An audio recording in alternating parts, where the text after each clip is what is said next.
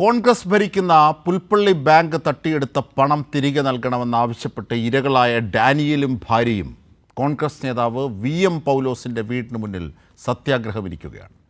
ഇവരുടെ 36 ലക്ഷം രൂപയാണ് തട്ടിയെടുത്തത്. VM പൗലോസിൻ്റെ ഗുണ്ടകൾ തങ്ങളെ കൊല്ലുമെന്ന് ഭീഷണി മുഴക്കിയതായും ഡാനിയൽ കൈരളി ന്യൂസിനോട് പറഞ്ഞു. അദ്ദേഹത്തിൻ്റെ വാക്കുകളൊന്ന് കേൾക്കാം. പൈസ എടുത്ത പൗലോസ് കുട്ടിയുടെ അനിയൻ്റെ അക്കൗണ്ടിലേക്കാണ് എൻ്റെ 16 ലക്ഷം രൂപ പോയേക്കുന്നത്. അതിനെ ചൊല്ലി ഇവിടെ വന്നപ്പോൾ പൗലോസ് കുട്ടി പറഞ്ഞു അത് മത്തായിയുടെ വീട്ടിൻ്റെ അടുത്ത് പോയി ഇരിക്കാൻ എന്നോട് പറഞ്ഞു. ഇയാൾ ബോർഡ് മെമ്പറും കാര്യപ്പെട്ട രീതിയിൽ അനിയന് എൻ്റെ ഇതിലേക്ക് പൈസ എടുത്തിട്ട് ചെയ്തു കൊടുത്ത കേസിട്ടാണ്. ബോർഡ് മെമ്പറാണ് ബാങ്കിൻ്റെ പൗലോസ് കുട്ടി. അപ്പോൾ അവൻ അറിഞ്ഞില്ല എന്ന് പറഞ്ഞാൽ ഞാൻ ചോദിച്ചു, നിങ്ങൾ അറിഞ്ഞില്ലെന്ന് പറഞ്ഞാൽ കാര്യം നടക്കുമല്ലോ, നിങ്ങളാണല്ലോ ഈ പണി ചെയ്തത്. ബാങ്കുകാരോട് ചോദിക്കാനാണ് പൗലോസ് കുട്ടി പറഞ്ഞത്. അപ്പോൾ അങ്ങനെ വന്ന സ്ഥിതിക്ക് ഇവിടെ വന്ന് ഇരുന്നപ്പോൾ ഞാൻ റോഡിൻ്റെ അങ്ങേ വശത്തായിരുന്നത്. ഒരു 2-3-4 ഗുണ്ടകളൊരു ഓമിനിയെ വന്നേച്ച് എൻ്റെ ഭാര്യയുടെയും കാല് വെട്ടും കൊല്ലുമെന്ന് പറഞ്ഞ് ഭീഷണിപ്പെടുത്തി ജീവിക്കാനൊരു മാർഗ്ഗം ഇല്ലാണ്ടായിട്ട് ഇരിക്കുകയാണ്. കൊല്ലപ്പള്ളി ഷാജി ഇപ്പോൾ കുറച്ച് നേരമായുള്ളൂ. കൊല്ലപ്പള്ളി ഷാജി ഇടിയാങ്ങുന്ന സജീവങ്ങളെ കൂടിയാണ് വന്നേച്ച് എൻ്റെ കാല് വെട്ടും കഴുത്ത് വെട്ടും എന്നൊക്കെ പറഞ്ഞ് ഭീഷണിപ്പെടുത്തേച്ച് പോയത്. ജോഷില വിവരങ്ങളുമായി ചേരുകയാണ്. ജോഷില, ചതിക്കപ്പെട്ട് ഈ വയോവൃദ്ധർക്ക് അവരുടെ ജീവിത സായാഹ്നത്തിൽ ഇങ്ങനെ എരിപൊരിയുന്ന വെയിലത്ത് സത്യാഗ്രഹം നടത്തേണ്ടി വരുന്നൊരു സാഹചര്യം അത് സൃഷ്ടിച്ച കോൺഗ്രസ് നേതാവ്, ഇത് കാണാതിരിക്കുന്ന KPCCയും DCCയും, NM വിജയൻ അടക്കമുള്ളവരുടെ ജീവിതം കൊണ്ട് ആറാടിയവരാണിവർ. ഇവരിതാ വീണ്ടും ഡാനിയലും കുടുംബത്തിനുമെതിരെ കൂടി.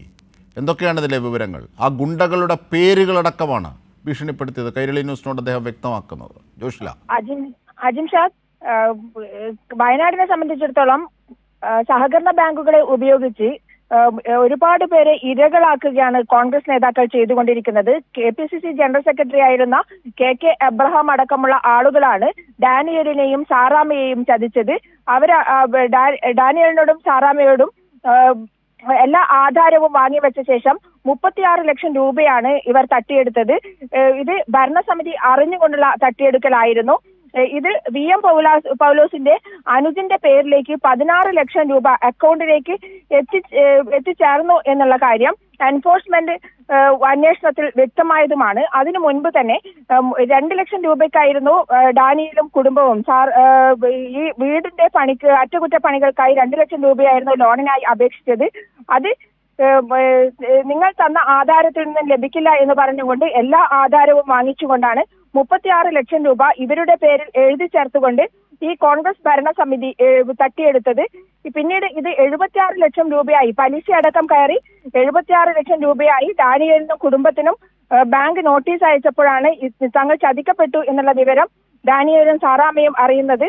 അതിനുശേഷമാണ് അവർ പല ഇടങ്ങളിൽ KK എബ്രഹാമിന്റെ വീടിന്റെ മുന്നിലടക്കം കുടിൽക്കെട്ടി സമരം അവർ നടത്തുകയുണ്ടായി.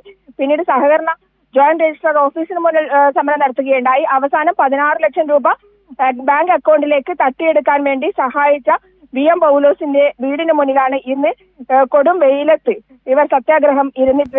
തീർച്ചയായും PV ജോഷിലയാണ് വിവരങ്ങൾ വിശദാംശങ്ങൾ നൽകിയത്.